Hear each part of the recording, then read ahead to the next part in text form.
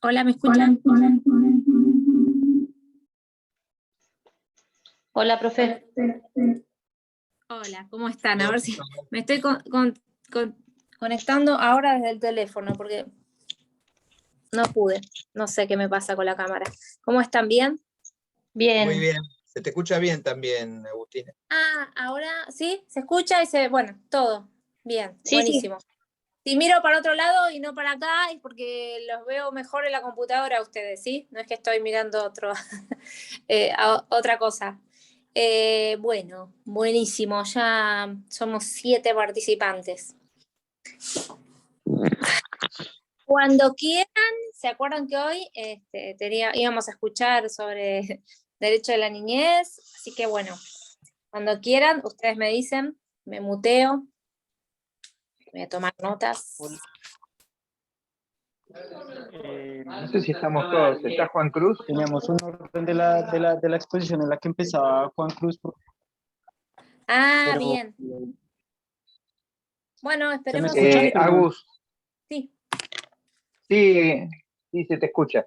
Agus, ahí teníamos un solo problemita que tiene que ir a trabajar Juan Cruz, así que él va a dar primero y después se va a tener que retirar, y después nos quedamos con Samuel hablando.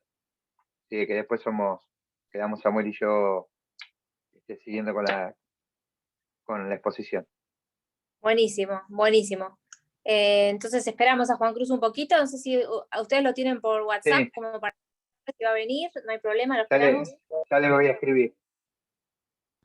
Ya le escribimos. ¿Le estás escribiendo vos? Sí.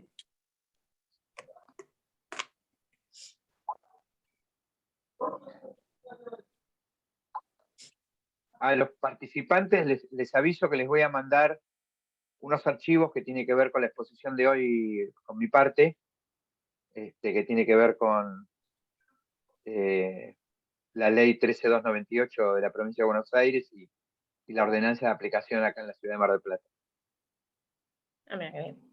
Buenísimo. Ahí está entrando Juan. Genial.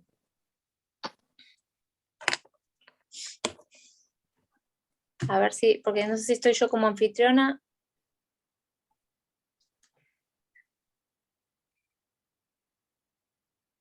No.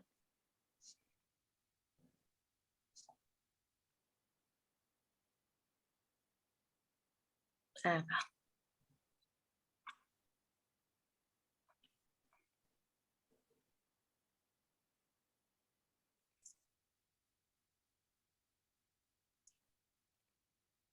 ¿Cómo van con la preparación? No digo, del examen, ya es el sábado. Estamos ahí, pero yo por lo menos estoy tratando de ponerme al día, pero sí, tenemos, no sé si son tantos temas, hay muchos fallos y cosas. Así que, Claro, sí, bueno, siempre es como. Al final, contando. Además, combinarlo con las otras materias, así que hay que hacerse espacio. sí, Claro, para todas. sí, espero que no coincida. No coincide. Otro hola, Juan Cruz, ¿Qué tal? ¿Cómo andan? ¿cómo estás? ¿Qué haces, Hola, Juan? Bueno, Juan, yo te aclaro, les decía a los chicos y a las chicas, me conecté desde el celular, pero tengo la compu también conectada, entonces si estoy mirando la compu ahí, no es que estoy mirando otra cosa, ¿sí? Los voy a estar escuchando desde ahí. Así que bueno, nos decían que empezás vos y que te vas a tener que retirar antes, no hay ningún problema. Sí, lamentablemente me tengo que retirar antes, tengo que salir de casa, así que no hago tiempo a estar toda la clase. No hay problema, buenísimo. Bueno, me voy a mutear. Bueno, arrancamos entonces. Bueno, nosotros vamos a hablar sobre los derechos del niño. Vamos a empezar. Bueno, vamos a analizar nosotros el contexto histórico, por qué se crearon y qué importancia tuvieron a lo largo del tiempo. Bueno, a comienzos del siglo XX, en una época de plena industrialización, nos encontramos con una situación en la que los chicos trabajaban a la par de los adultos. Y claramente no eran en las mejores condiciones, trabajaban en fábricas que eran completamente insalubres, ni hablar de los peligros que corrían, ¿no? A los que estaban expuestos los chicos. Bueno, toda esta situación llevó a la creación de un movimiento que tenía como objetivo la protección de la infancia. Así que en el año 1924 se dio el primer paso para garantizarla. Se aprobó la Declaración de Ginebra sobre los Derechos del Niño, que reconoce, entre ellos, los medios necesarios para su desarrollo. Se reconoce que deben recibir ayuda especial en épocas de necesidad, que tengan prioridad cuando hay actividades de socorro, que puedan gozar de libertad económica y protección contra la explotación. Otra cosa muy importante es también que pueden acceder a una educación que infunda conciencia social y, bueno, el sentido del deber. Bueno, este fue el puntapié inicial porque da una forma a la Declaración Universal de los Derechos del Niño. Esta fue aprobada en el año 1959, en la Asamblea General de las Naciones Unidas. En esta declaración se reconoce el derecho a la educación, el juego, la atención de la salud y, bueno, un entorno en el que se puede apoyar a todos los chicos. Bueno, en 1973, la Organización Internacional del Trabajo aprueba la Convención 138, que fija en 18 años la edad mínima para trabajos que podrían ser peligrosos para la salud, la seguridad y, bueno, la moral de las personas. Al año siguiente se prohíbe el encarcelamiento de niños y mujeres, igual que los ataques y demás. Todo esto es aprobado en la Declaración sobre la protección de la mujer y el niño en estados de emergencia o conflicto armado. Bueno, después en el año 1979, 20 años después de la Declaración de los Derechos del Niño, se establece como el Año Internacional del Niño por el 20º aniversario de la Convención, de la Declaración, perdón. 10 años más tarde, en el 1989, la Asamblea General de las Naciones Unidas aprueba la Convención sobre los Derechos del Niño, la cual es fundamental porque los reconoce como sujetos de derecho y al mismo tiempo a los adultos los convierte en sujetos responsables. Bueno, y acá quería hacer una pausa como para explicar la diferencia que hay entre declaración y convención. La convención significa que los estados que participan adquieren la obligación de garantizar que se cumpla lo establecido en ella. En cambio, la declaración es una serie de principios y normas que los estados crean y se comprometen a cumplir. Bueno, pero a su vez, los estados que la firman no están obligados a cumplir lo que hay en su contenido. Bueno, a partir del año 1990 se comienza a observar un control real sobre los estados, a ver si realmente aplicaban o no los contenidos que estaban en la convención. Así que, bueno, se celebra en Nueva York la Cumbre Mundial a favor de la infancia. Acá se crean directrices para la prevención de la delincuencia infantil, lo que va a definir estrategias y bueno, para proteger a los jóvenes en situación de alto riesgo. Después, en 1989, se declaró UNICEF como una organización especializada en la materia. Así que, bueno, ella y otras organizaciones como Save the Children se reúnen y se dedican a estudiar los datos que obtuvieron de los estados participantes. Así que gracias a estos informes se presentan a la convención y dan origen a una red de información de los derechos del niño, que esto fue en el año 95. Bueno, en el año 1999, se crea un convenio sobre las peores formas de trabajo infantil, que prohíbe y elimina cualquier forma de trabajo que pueda perjudicar la salud, la seguridad y la moral de los niños. Todo esto es logrado como un trabajo en conjunto entre la Organización Internacional del Trabajo y UNICEF. Paralelamente a todo esto, hay un hecho muy importante que se produce en Guatemala. Hay un fallo muy importante que se llama Niños de la Calle, de Villagrán Morales y otros contra Guatemala. Bueno, para contextualizar todo esto, es en el año 1990. Había 5 chicos, 3 de ellos eran menores de edad. Todos ellos fueron secuestrados por un grupo armado que pertenecía a fuerzas armadas del Estado.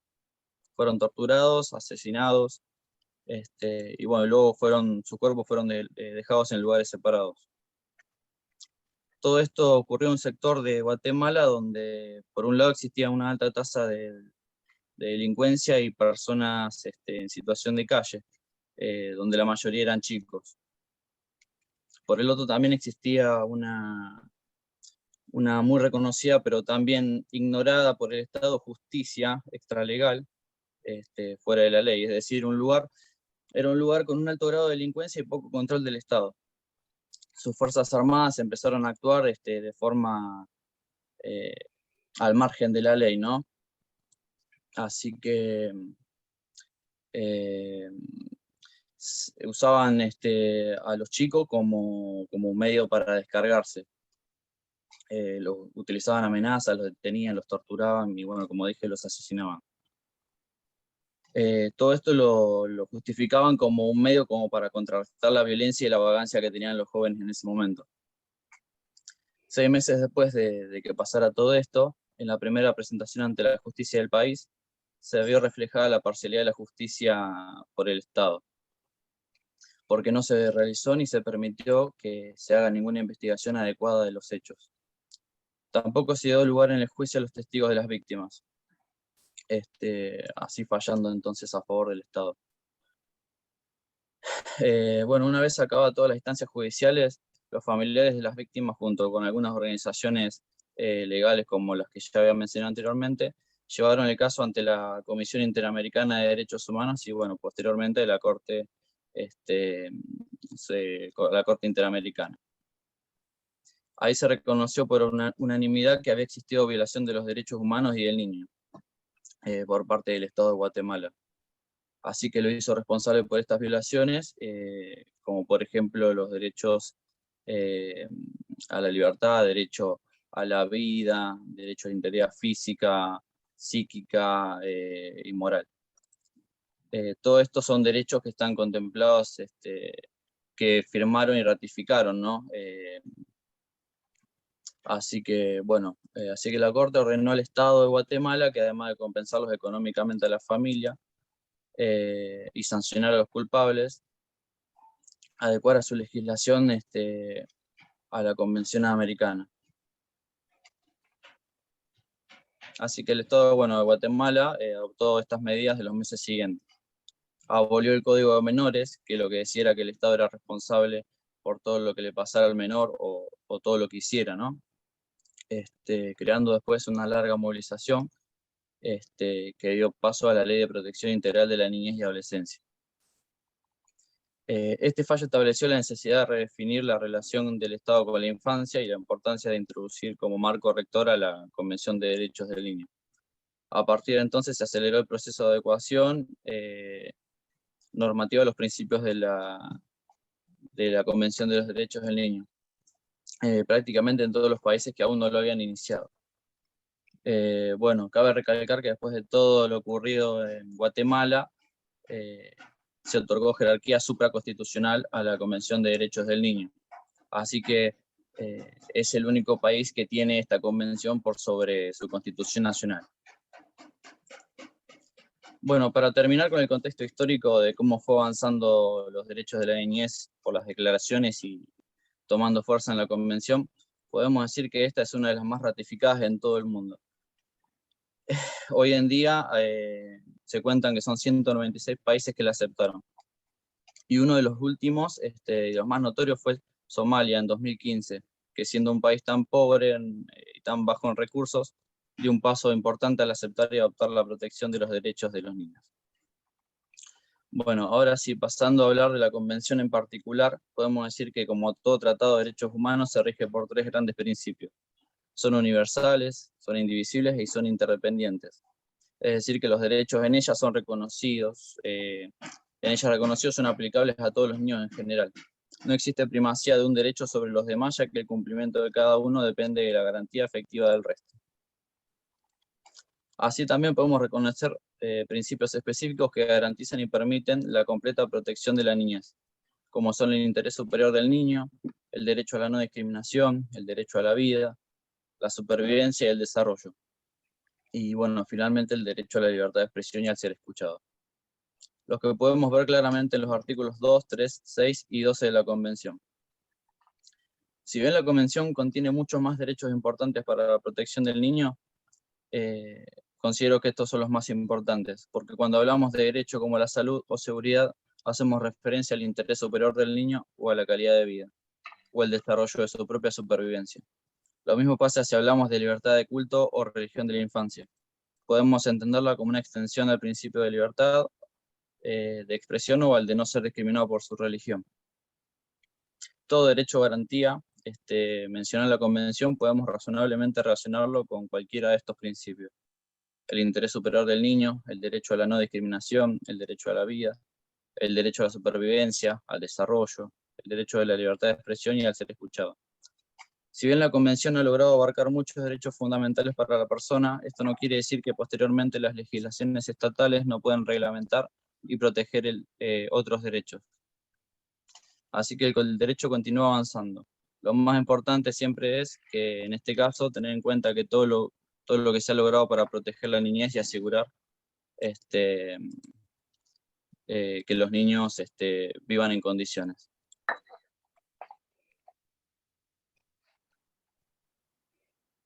No sé si mi compañero tiene algo para seguir. Sí, gracias, Juan. Tremenda, muy completa. Iba a decir varias cosas. Primero, algunas cosas sobre el contexto histórico aquí para completar un poco. Bueno, te iba a preguntar, ¿ya acabaste? ¿Puedo seguir? Sí, claro.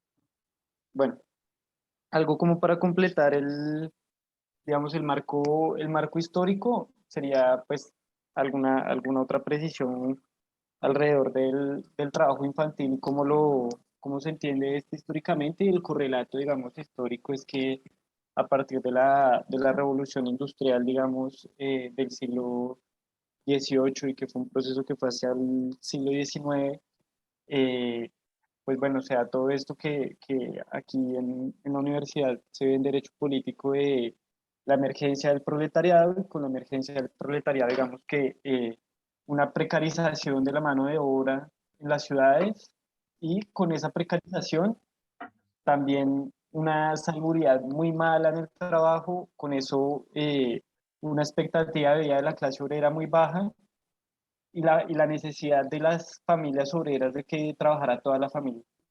Entonces de ahí vienen todos estos relatos que también existen en la literatura, como por ejemplo en Charles Dickens, alrededor de los niños y las mujeres trabajando de 14 y 16 horas diarias. Y a partir de eso, también una resistencia por parte de los movimientos obreros, sobre todo en Inglaterra. No sé si se me está escuchando bien. ¿Alguien me puede Perfecto. confirmar? Sí, se te escucha re bien, sí. Sí, perfecto. Bueno, Muy bien. entonces decía, todo esto trajo también un montón de resistencias alrededor de lo que fue primero el socialismo utópico y luego el marxismo, y obviamente el reclamo de derechos laborales para los adultos, pero también para los niños. Y a partir de ahí, digamos que también hubo varios informes de las condiciones en las que trabajaban los niños en el siglo XIX, que fueron mostrando la inhumanidad de este asunto. Entonces empezó a regular poco a poco el trabajo infantil. Primero se puso un máximo de la jornada laboral infantil en 10 horas, después se redujo para el trabajo infantil. Antes, al principio, la revolución industrial trabajaban desde los 6 años,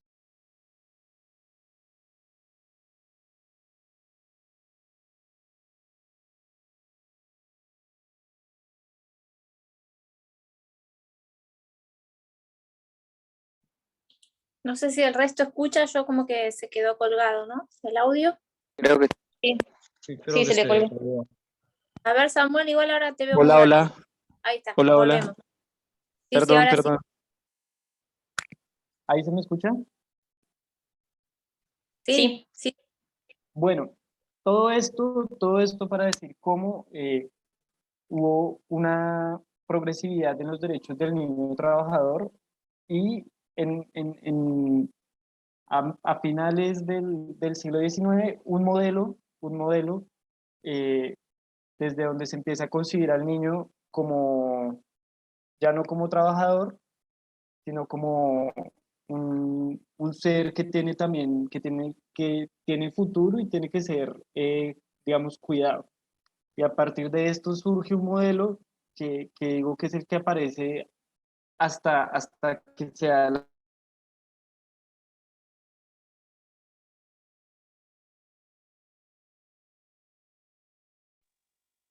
se congeló de nuevo.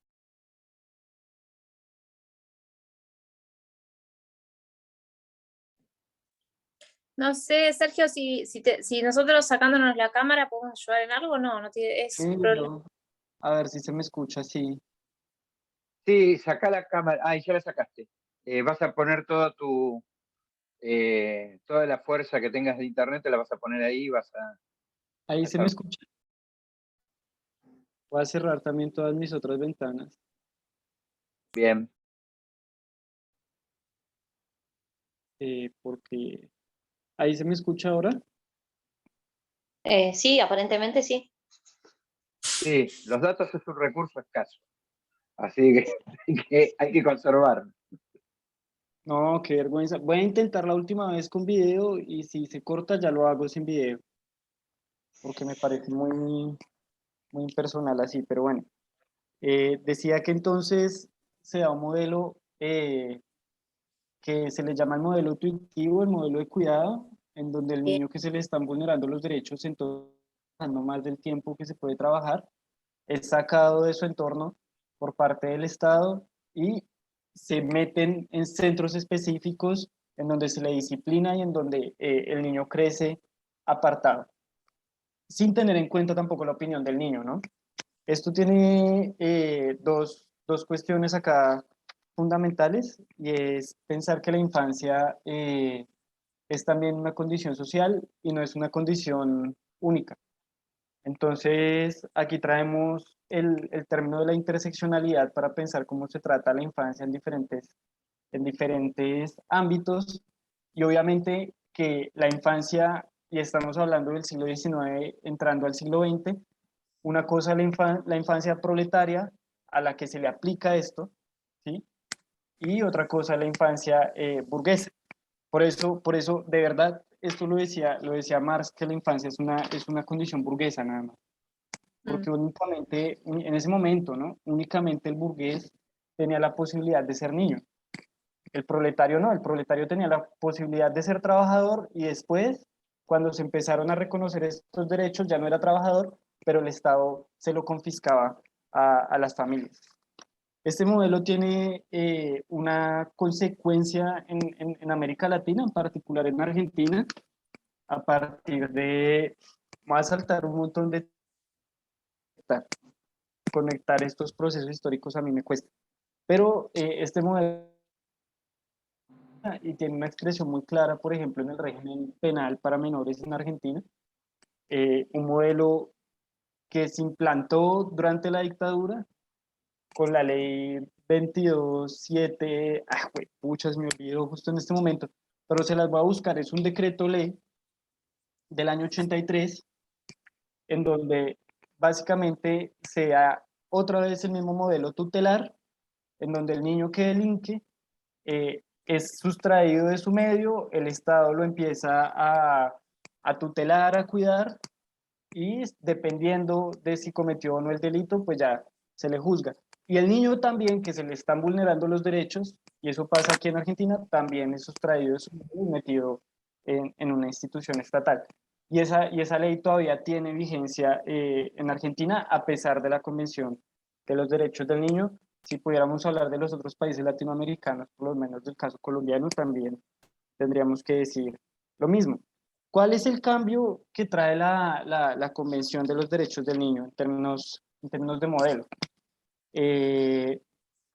Y acá voy a citar una frase de un autor que se llama Ian McEwan, que dice: soy dueño de mí mismo, soy independiente de mis padres, tengan las ideas que tengan, decido por mí mismo.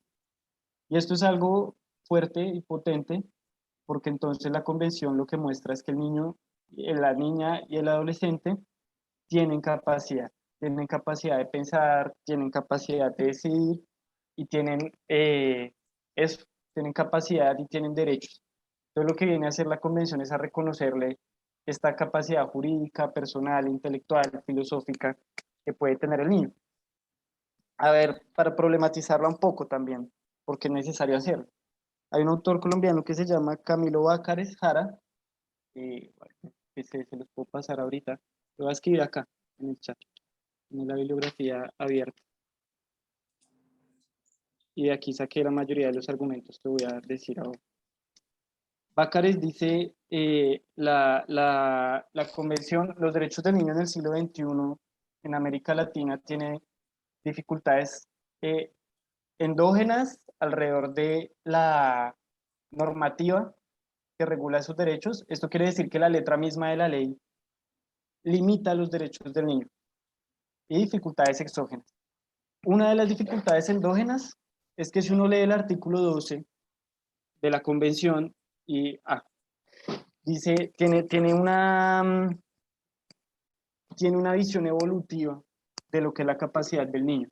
Y dice algo así como, se tendrá en cuenta la opinión del niño en caso de que tenga la madurez suficiente para asumirla. ¿Eso qué quiere decir? Que hay niños, niñas y adolescentes que no la tienen. Y en ese sentido hay niños, niñas y adolescentes que al no tenerla se decide sobre ellos, y eso lo dice la misma convención.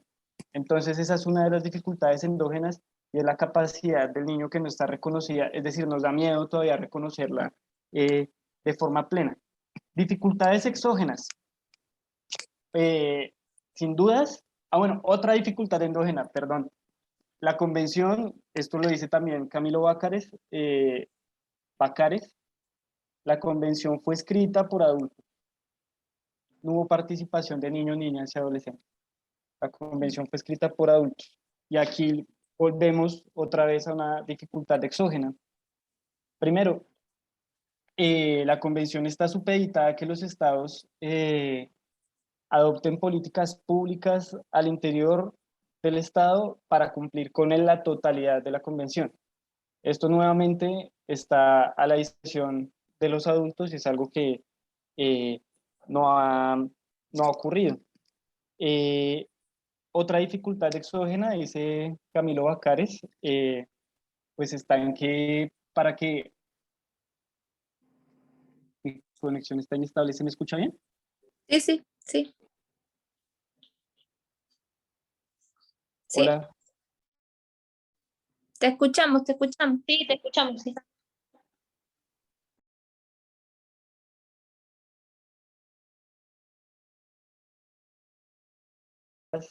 A la emergencia de un modelo económico y un modelo político en donde los derechos son cada vez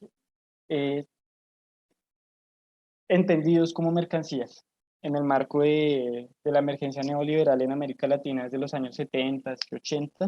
Entonces él también pone esto como una dificultad exógena.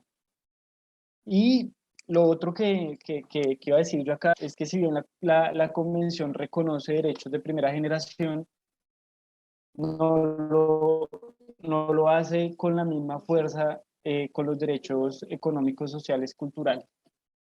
Y para cumplir con los derechos de primera generación, si estamos pensando en teoría interdependiente de los derechos, es necesario que se cumplan ambas condiciones. Bueno, estando ahí con la cuestión de los modelos, lo voy a volver a repetir porque me parece clave.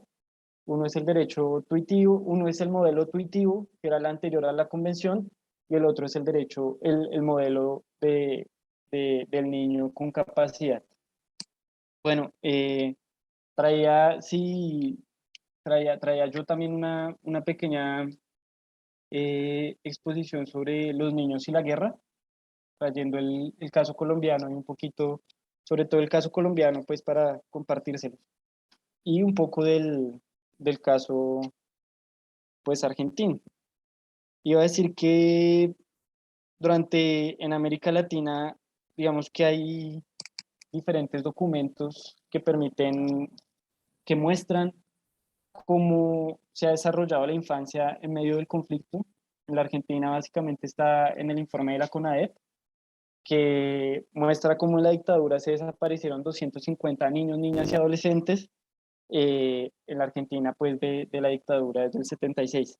Y cómo existe pues un movimiento que ya mencionaba, me parece que Pamela la clase pasada, el de las madres y abuelas de la Plaza de Mayo, que han reclamado todos los niños que desaparecieron en el secuestro, sobre todo de sus madres.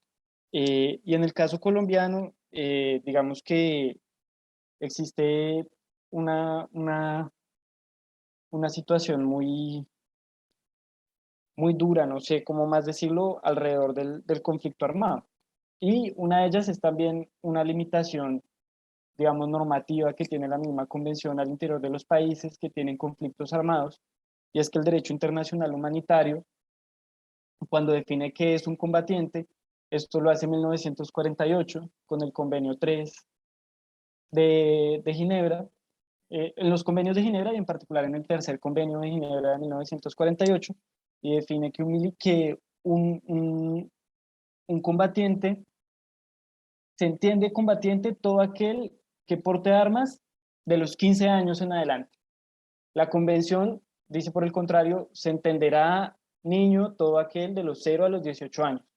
Este choque ha implicado que exista una disputa eterna en las operaciones militares cada vez que hay un menor de edad muerto, y también alrededor del reclutamiento forzado o el reclutamiento de menores o el enlistamiento o como se le pueda llamar, porque entonces los grupos armados irregulares reclutan niños desde los 15 años y se amparan en el convenio, y luego el Estado viene y los asesina y se amparan en el convenio de Ginebra, pero ninguno está teniendo en cuenta la convención de 1989. Entonces, en el derecho internacional humanitario, digamos que existe esa contradicción. Y en los conflictos armados podemos hablar entonces de dos modelos de cómo se entiende al niño. Uno es como un militante activo, es decir, como activo de una fuerza armada que puede matar y ser matado sin que exista ningún problema. Y el otro es como una concepción de el niño como mero futuro, es decir, no como sujeto activo, sino como futuro, como expectativa. Y bajo ambos modelos ha sido víctima, digamos, tanto de reclutamiento como de asesinatos. En el de mero futuro, traía yo el ejemplo de la masacre de San José de Apartado, que fue una masacre que hicieron los paramilitares en Colombia en el año 2005, donde asesinaron a un niño de menos de 5 años y dijeron que lo asesinaban porque iba a ser guerrillero cuando creciera y había que matar la semilla antes que cualquier otra, antes de que se pudiera convertir en un problema. Y el otro es otra masacre que hubo en Mesetas en 1995, Mesetas, Tolima, y ocurrió lo mismo. Y acá de nuevo volvemos al tema de la interseccionalidad en lo que es un conflicto armado, porque no es lo mismo un niño en la ciudad que un niño creciendo en el campo en medio de un conflicto armado. Luego, para entender la infancia, es necesario entender, valga la redundancia, que existen condiciones que atraviesan al sujeto que hacen que el derecho se ejerza de forma diferente dependiendo de la circunstancia, y que la condición sea diferente también dependiendo de la circunstancia que lo atraviesa. Entonces, bueno, creo que fue un poco desordenado, pero básicamente era lo que yo iba a... Ah, y me faltó una parte, perdón. Lo último. Les iba a traer como una lista de películas que les quería recomendar, porque en parte esta visión intuitiva, vuelvo y lo repito, muestra al niño como una especie de discapacitado sin capacidad de tomar decisiones, sin capacidad de pensar por sí mismo. Entonces, en un estudio sobre el cine, la infancia y el cine que hace Camilo Bacares, que de verdad lo recomiendo mucho, a mí me gusta mucho lo poquito que le he leído al hombre, muestra algunas películas en donde el niño, en medio de los conflictos, toma decisiones, toma partido, no solamente conflictos armados, sino conflictos económicos. Entonces, bueno, él recomienda como algunas películas, no las tengo todas, pero una de ellas es Las tortugas también vuelan, que es una película desarrollada en Medio Oriente, en donde hay un grupo de niños que toman parte en un conflicto armado. La otra es Machuca, que es una película chilena, en donde hay un niño que se hace amigo de otro y uno pertenece a las esperas de la...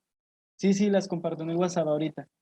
Que se hace amigo de un niño, pues que un niño rico que se hace amigo de un niño pobre y luego le toca ver cómo la dictadura trata diferente a una capa y a la otra. Es mucho más compleja que esto, pero es muy buena. Y la otra es Infancia, es una película argentina, donde también muestra la niñez en medio del conflicto. Entonces, pues sí, ¿Podés repetir, les quería recomendar esa película. podés repetir la última, justo se te cortó la conexión, la última película que dijiste que era argentina? Infancia clandestina, Ah, que es de un hijo de desaparecidos. El director es un hijo de desaparecidos y él retrata su propia historia a partir de la película. Y trae también, bueno, es interesante, es en el marco de la dictadura. Entonces con eso iba a acabar mi intervención. muy bien. Bueno, y ahora me toca a mí. La verdad que, digo, esto venía escuchándolo a Samuel y tengo que hacer una reflexión porque lo veníamos chateando con algunos de quienes estamos en el grupo. Es muy bueno escucharlo a Samuel. Digo, la verdad que es un muy buen estudiante, pero además tiene una capacidad de análisis impresionante y la verdad que me pone muy contento estar cursando al lado de él. Así lo quería decir porque siempre se hace la diferencia en esas cosas. Me Nosotros sumo, estamos viendo, nosotros estamos viendo el módulo 10 que tiene que ver con el análisis de situaciones particulares. Ahí vimos los derechos humanos de la mujer. También nos tocaría ver los derechos humanos de las comunidades indígenas, los derechos humanos de las personas con discapacidad, que ya lo vimos, los derechos humanos de las personas, de los adultos mayores, de nuestros viejos y viejas, y nos toca algo que es lo que estamos desarrollando en el día de hoy, que tiene que ver con los derechos humanos de las niños, niñes y adolescentes. Y en ese marco, eh, el último punto habla sobre su vigencia en el derecho nacional.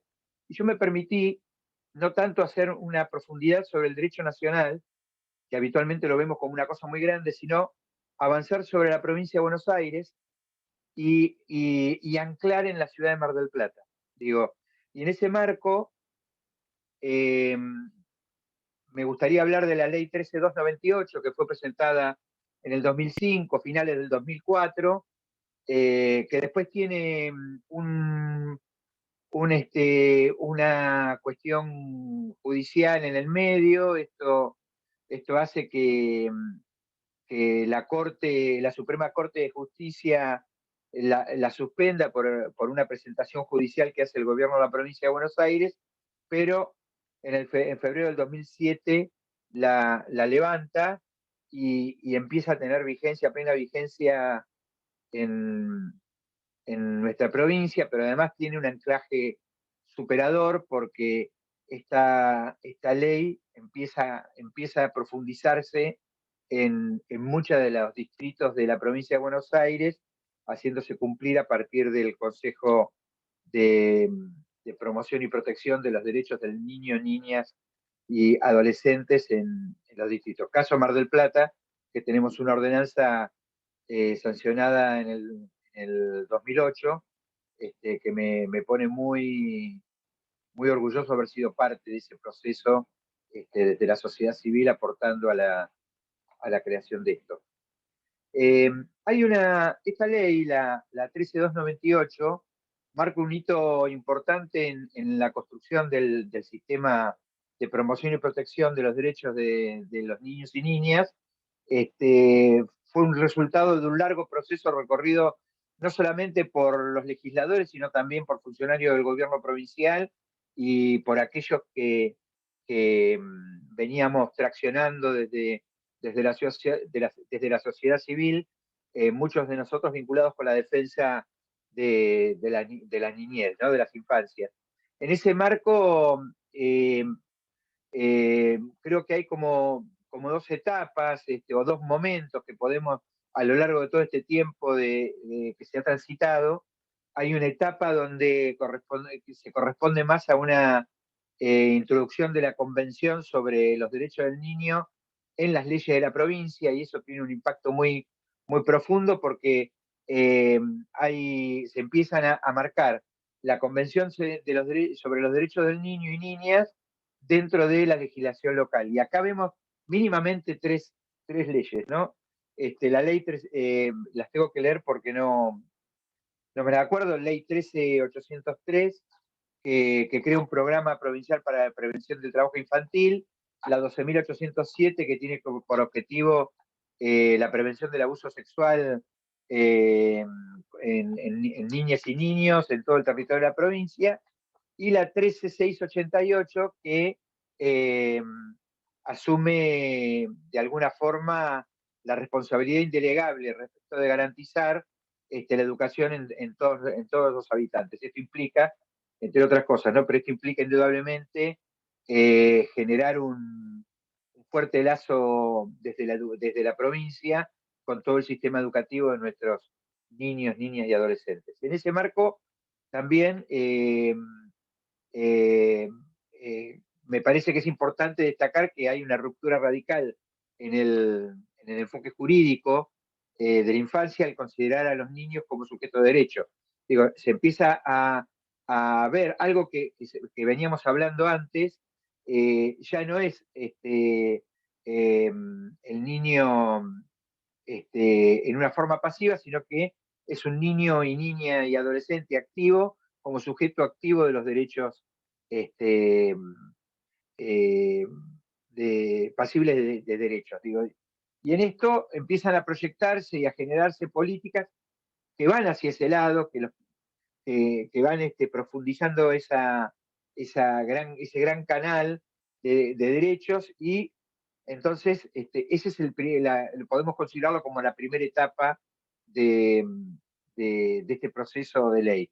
Pero hay una segunda etapa que tiene que ver más con la creación de una nueva institucionalidad, con la creación de implementar todo un sistema de protección y promoción integral de los derechos de los niños, niñas, y perdónenme que sea tan reiterativo en esto, pero esto lo merece, ¿no? Esto de hablar estoy tratando de marcar, porque la ley, cuando fue creada, tiene este sesgo de que todavía no estaba bien en claro la discusión del tema de género y el tema de respeto a las diversidades, y entonces solamente habla del niño. Y me parece que es importante recalcar continuamente el tema, y más ahora que está en discusión el lenguaje inclusivo, de tratar de levantar esto como una bandera para poder recordar todos los días que vivimos en una diversidad, en una realidad diversa. Segunda etapa estaba, ahora me acuerdo. Bueno, lo que se generan acá son servicios locales y zonales de protección de derechos. Entonces, son 4 ítems. El primero es un servicio zonal de protección de derechos, que son instancias territoriales que funcionan para la atención de niños, niñas y adolescentes en el ámbito del Poder Ejecutivo Distrital. Una reforma en el ámbito judicial también se da, que es la creación de los fueros de familia y de responsabilidad penal juvenil. El diseño el otro punto es el diseño de procedimientos de atención de situaciones especiales y excepcionales y la organización y adecuación de la oferta programática destinada a la niñez y a la adolescencia. Y por último es la creación de los consejos locales y zonales de promoción y protección de los derechos del niño, niña y adolescente. Ahora, me gustaría hacer foco sobre algunos temas que tienen que ver con los puntos centrales de esta ley. Esta ley tiene un objetivo general, que es el objeto de promover de hacer la promoción y protección integral de los derechos de los niños, niñas. También tiene un objetivo que es sobre las políticas públicas.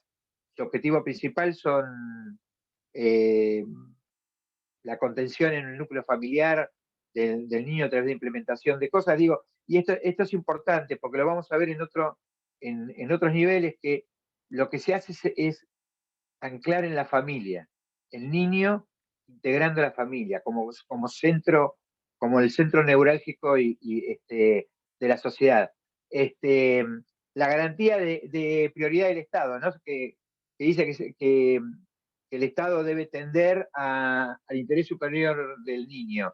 Y ese interés superior debe satisfacer integral y debe generar una satisfacción integral y simultánea de sus derechos. ¿Esto qué supone?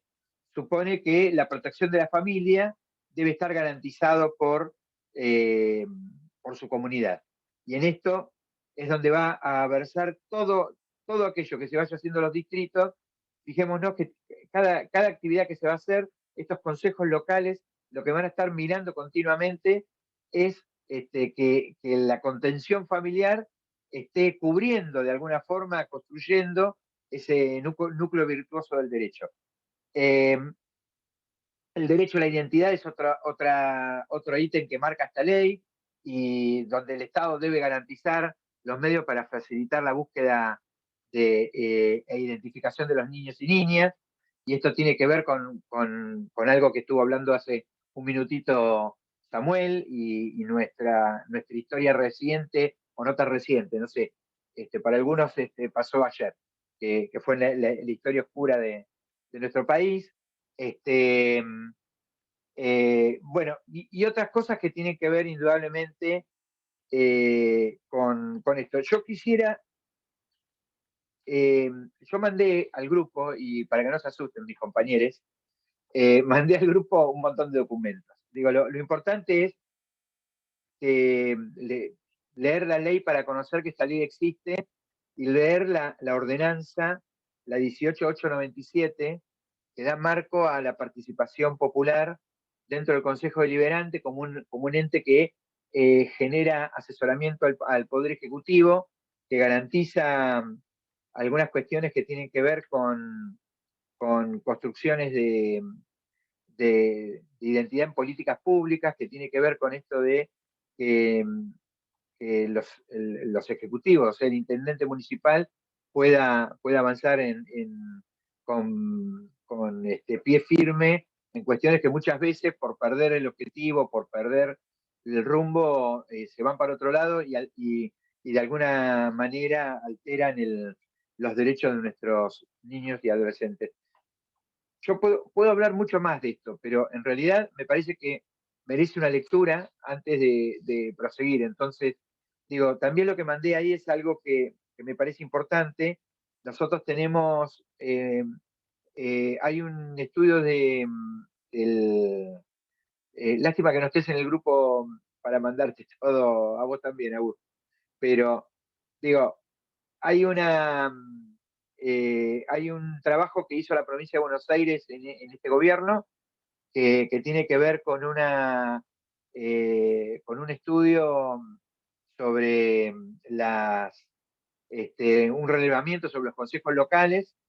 Eso estuvo muy bueno porque nos permite a nosotros poder ver en números cómo está la cosa. Digo, estamos bien, podríamos estar mejor. Digo, cuando nosotros vemos cómo se relevaron 115 municipios, pensemos que en la quinta sección electoral son 27 los municipios o partidos que tenemos en nuestra región. Bueno, se vieron 115 relevados, que más o menos el 85%. Hay 59 sin consejo local, 42 que sí tienen, y hay 14 que se están poniendo las pilas para poder desarrollarlo. Esto indudablemente es un avance profundo. Esto ha sido, estos 14 nuevos nos ponen esperanza de que esto avance mucho más, pero falta un montón de iniciativas que tienen que ver con la defensa con la promoción y protección de los derechos de los niños y niñas, que hay que trabajarlo. Digo, la sociedad civil puede ser que en algunos lugares esté más flojo. Eso es algo interdisciplinario. Hay estructuras que, porque digo, participan un montón de organizaciones, no solamente ONGs, sino colegios profesionales y demás, vinculados a esto, y también participan, y esto es lo bueno, los colegios secundarios. Los estudiantes organizados en su centro de estudiantes están participando ahí. Es un poco esto de la voz de algunos de los sectores puestos ahí para poder discutir, más allá de las organizaciones que trabajan en niñez. Esto hasta acá voy a dar. Si necesitan que profundice más, puedo seguir. Gracias.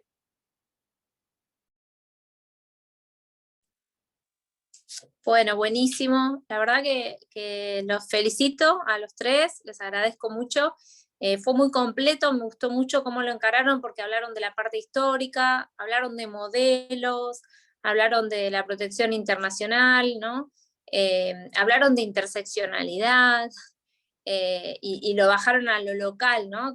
Bueno, que es tan importante, ¿no? Porque muchas veces hablamos de leyes y normas que pareciera que estuvieran en la estratosfera, que no lo están, pero que tienen que tener una bajada, ¿no? También local, y saber, es muy importante saber qué instituciones, ¿no? tenemos en la provincia y en la ciudad, sobre todo, para recurrir, ¿no? En caso de vulneraciones de derechos. Así que bueno, los felicito, estuvo muy bueno.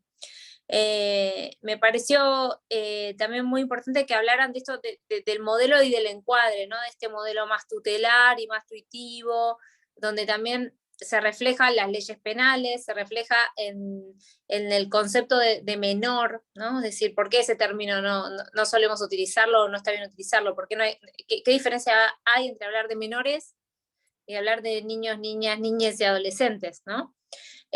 Así que bueno, me parece que han abordado muchas cuestiones importantes. Los principios de la convención que mencionó en un inicio Juan Cruz también son importantes, porque son como las columnas rectoras, y yo siempre insisto, ¿no? Básicamente el interés superior de niños, niñas y adolescentes, el de la autonomía progresiva, el de la participación, y bueno, Juan Cruz también aludió a otros muy importantes, como la no discriminación, se habló del derecho a la identidad. Bueno, les estoy diciendo un poquito como para hacer un repaso y focalizarnos en cuestiones que son importantes. Estaba pensando, porque la verdad es que tuvimos muy pocas clases. Generalmente les hago leer en esta instancia 2 fallos, que no lo voy a hacer porque tienen el examen el sábado, no voy a estar ahora dándole 2 fallos que son realmente... pero sí quería mostrarles, porque me pareció muy importante, y me parece que es importante que se vayan con estas nociones básicas que probablemente repitan en otras materias, y dentro de esto, o sea, van a hablar de derechos de las personas con discapacidad, de derechos de géneros, probablemente en varias materias deberían, pero bueno, tengo la seguridad que en derecho de familia lo van a hacer, y niñez mucho más, ¿no? También. Bueno, algunas cuestiones no sé si las van a repetir, pero el paradigma de la interseccionalidad me parece que es interesante de ver cómo se aplica. Por eso, los 2 casos que yo les suelo dar, uno es sobre una intersección entre género, discapacidad y situaciones de pobreza, y otro, que a ver si se los puedo compartir, recién lo estaba buscando porque digo, bueno, a ver, que es el de un caso que se dio en Argentina hace poco, ¿no? En el 2020, y que me pareció interesante, ¿no? Cómo se da la interseccionalidad en respecto de algunos principios de derecho de la niñez y en este caso de la discapacidad. Antes de eso, a ver si lo puedo hacer, me gustaría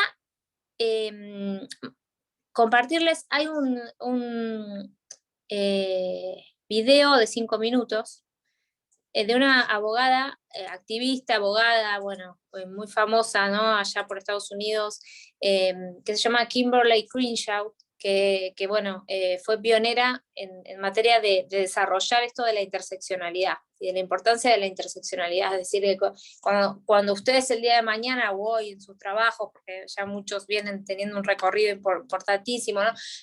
Asuman un caso concreto de vulneración de derechos y sobre todo si se trata de discriminación, ¿no?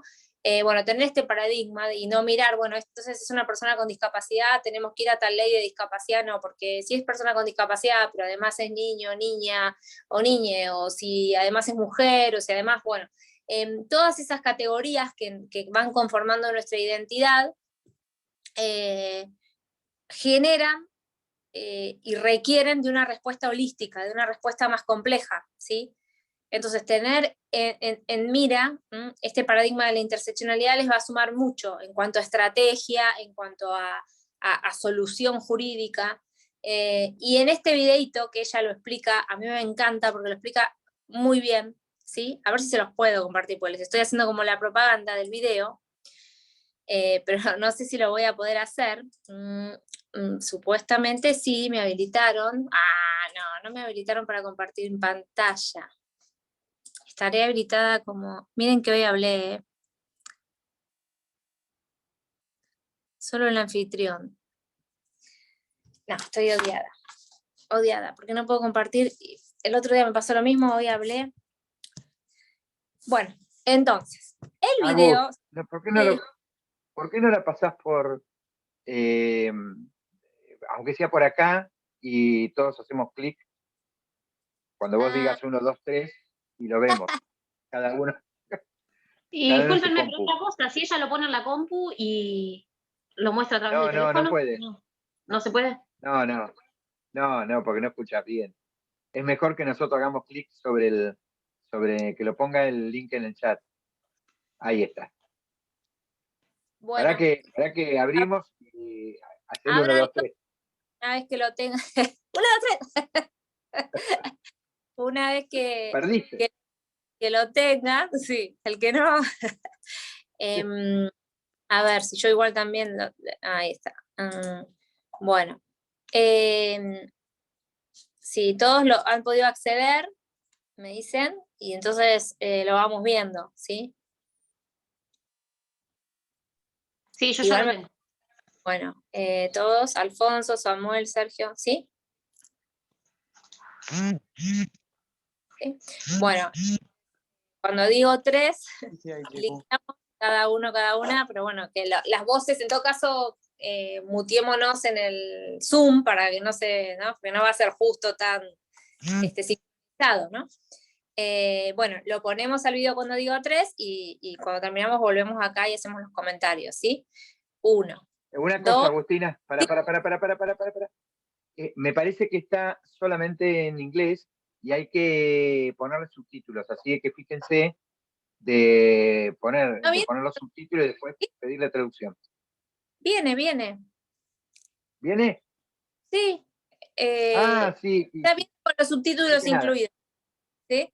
No se No hay que preocupen, nada. o sea, y ya está. Este está, hay uno más largo que no está con subtítulos, después si les interesa ustedes lo pueden buscar o si se los hago, pero esta parte está con subtítulos. Bueno, ahora sí, 1, 2 y 3.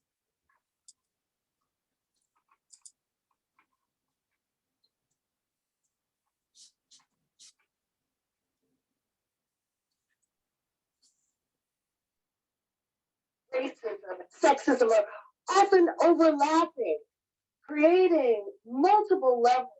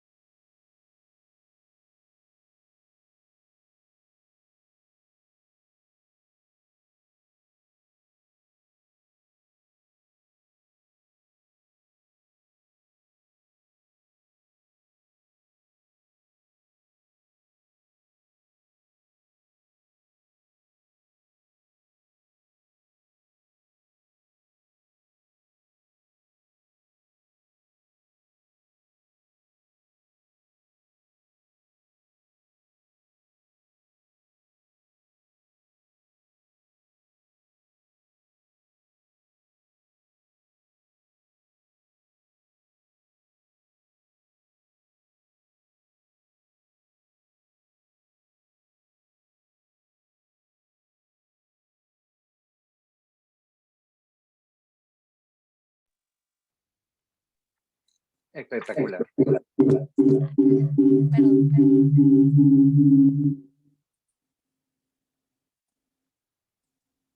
Perdón. Está muy bueno, ¿no? Es como que lo explica, y además el caso fue real, fue contra la General Motors. No están capaz que todavía están... Me parece que están viendo. Era una charla TED, por lo que vi. Sí. Son maravillosas porque explican en un lenguaje que entienden todos y lo gráfico es sumamente importante para entenderlo, así que espectacular. Sí, son siempre, la verdad, que muy enriquecedoras. Y después Sí. está el video completo, y que lo que pasa es que está en inglés, y la única parte traducida es esta, pero es muy interesante, ¿no? Porque ella fue una de las pioneras y la que, en realidad, el paradigma de la interseccionalidad viene de las ciencias sociales, pero ella lo pudo visibilizar en el ámbito del derecho, y decir, bueno, es un gran problema si no hay una mirada interseccional, ¿no? En este caso concreto era, bueno, sí, contratamos personas negras, hombres, ¿sí? Y contratamos mujeres. Pero ¿qué pasa con las mujeres, ¿no? Negras en este caso, ¿no? Y así lo podemos ver con muchas cuestiones. Todavía no está internalizado, ¿no? Este paradigma de la interseccionalidad. Y a veces también es decir, bueno, porque es mujer y además es, no sé, tiene una orientación sexual diversa, bla, bla, bla, pero no se suma esto, sino que hay que interseccionarlo, hay que buscarle una vuelta, ¿no? Que es más profunda. Que bueno, ella fue pionera en traer esto al ámbito del derecho y bueno, en estas cuestiones es muy importante de tener en cuenta, ¿no? Yo les quería, no sé si estamos todos, porque tengo acá en la computadora, a ver si les puedo ver. Mira, ahí está, sí. La importancia de esto de la interseccionalidad, y ustedes ya, a mí me gusta mucho porque ya estuvieron como haciendo y relacionando, ¿no? Sin saberlo, desde esta mirada. Así que creo que ha calado un poco en esta cursada y me parece muy buena, ¿no? También hoy se dieron ejemplos, bueno, Samuel lo visibilizó bastante, pero creo que a lo largo de la cursada hemos visto casos. Yo les traía uno para comentar que igual debe estar en la página por si a alguien le interesa, pero que es interesante porque plantea dos cuestiones el caso. Una es el derecho a participar de niños, bueno, en este caso era un niño, ¿no? En un proceso judicial donde no se discutía nada más ni nada menos que su cuidado personal, ¿no? Y entonces, ustedes saben que uno de los principios, ¿no?, básicos de derecho de la niñez es la participación, ¿no? Bueno, y que sería como hoy en día no es posible que digamos, en un caso donde se esté debatiendo esto, ¿no?, con un niño además con determinada edad y esto, no se convoque, no se escuche ese niño. Pero el caso no era solamente que estábamos frente a un niño, sino que era un niño con discapacidad, con autismo, que convive con autismo. Entonces, en primera instancia se lo llamó a este chico a participar de una audiencia. Y el chico se puso muy nervioso, se lo llamó, así como si llamásemos a cualquier chico, ¿viste? Y pretender que te responda unas preguntas, ¿no? Conforme su edad y madurez. Sin adoptar ningún tipo de ajuste para una persona con autismo que se puso muy nerviosa y la audiencia fue un fracaso, ¿no? Se basaron además en decidir, el chico igual expresó a través de determinadas herramientas que tuvo su voluntad, de con quién quería o quién quería que era, ¿no?, más que era su cuidado. Y bueno, no se tuvo para nada en cuenta, ¿no? Y en la Cámara se apeló, y en la Cámara de Apelaciones lo que hicieron es que con el antecedente de primera instancia no se lo citó directamente, porque como la audiencia no había dado respuestas. Y bueno, el caso era de Río Negro, el Superior Tribunal de Río Negro, tuvo una sentencia muy linda donde aplica muchos paradigmas en materia de niñez y de discapacidad, de una manera interseccional, y lo más lindo que tuvo fue la respuesta, ¿no?, que en un momento le dice a la Cámara de Apelaciones, ¿no? Dice, era precisamente la Cámara quien debía convocar a M y garantizar su escucha y participación en un proceso que indudablemente le afecta y mucho, por cuanto define quién será el responsable de su cuidado personal y el modo en que deberá llevarse a cabo. Si previo a tener la oportunidad de evaluarlo se advirtió la presencia de barreras de expresión, era también la encargada, la Cámara, de sortearlas, sin suponer un resultado adverso en base a la experiencia de la jueza de primera instancia, ¿no? A contrario de lo debido y esperado, ¿no? La sentencia legitima un enfoque de la discapacidad basado en la perspectiva médica, ¿no? Porque se basaban en los diagnósticos, bla, bla, bla, bla. Y lo que hizo fue devolver las actuaciones, ¿sí? Para que se conformara una nueva integración, ¿sí? De Cámara, se le citara, se cumpliera, y ahí cita interseccionalmente las normas de la Convención de Derechos del Niño, de la Convención de Derechos de las Personas con Discapacidad, se adoptaran se garantizaran condiciones de accesibilidad, se brindaran ajustes razonables y se le diera una real participación, ¿no? A este niño, ¿no? En igualdad de condiciones que al resto, que en este caso, como tiene una discapacidad, en igualdad de condiciones que al resto. Incluso en este caso se habla de una igualdad inclusiva, bueno, va mucho más allá, todas herramientas del derecho de la discapacidad. Así que bueno, si les interesa el caso, la verdad que está muy bueno, porque si lo analizamos bien, en realidad lo que está diciendo ahí el Tribunal de Justicia es que al fallo le faltó perspectiva de discapacidad, y medio que lo anula, es decir, bueno, vuelvan para atrás, ¿no? Así como se anulan fallos o sentencias por falta de perspectiva de género, bueno, encontré esta, para mí es una joyita en materia de discapacidad.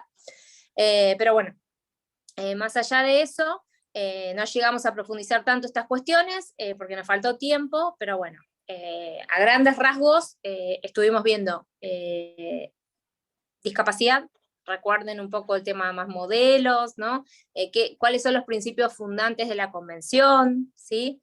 Y del modelo social, un poco el espíritu de la Convención de los Derechos de las Personas con Discapacidad. Eso lo estuvimos viendo, creo que lo profundizamos dentro de la medida de lo posible. Después trabajamos el tema género, bueno, nos fundamos dedicamos más que nada al tema de la mujer, de los derechos de la mujer, también, ¿no? Desde una mirada que tiene que ver un poco con, se hizo un recorrido histórico muy interesante, ¿no? Y de visibilizar a mujeres en nuestro país, ¿sí? Que han hecho una historia, se ha relacionado con un avance muy importante, ¿no? para el movimiento de mujeres, que ha sido el reconocimiento de la interrupción voluntaria del embarazo, y cómo esto no sale de la nada, sino de un contexto. Me gustó mucho que lo hayan podido contextualizar. Recuerden que estuvimos viendo la Ley de Protección contra la Violencia, ¿no? Los tipos y modalidades de violencia, la definición de violencia, ¿no? Esto tan amplio, que la ley, la verdad es que brinda, ¿no? Un marco conceptual muy amplio que es necesario en estos momentos, y sobre todo para empezar a no naturalizar la violencia, ¿no? El otro día en una charla de café con unas amigas, yo le dije a una, esto es violencia según la ley, algo que le había pasado, ¿no? Y que se quedó así, sí, la ley dice tal y tal, y como que se quedó impactada. Pero está bueno, ¿no? Porque de pronto necesitamos a veces, para no naturalizar situaciones, que la ley lo diga, ¿no? Que podríamos también interpretar que es violencia desde otros marcos, ¿no? Desde la psicología, o desde el propio sentir, pero que lo diga la ley es importante, y en ese sentido que tenemos herramientas, ¿no? Para defender. Pero bueno, estuvimos, acuérdense, analizando esas cuestiones, ¿no? Los tipos y las modalidades, y bueno, y hoy todo este recorrido que fue histórico.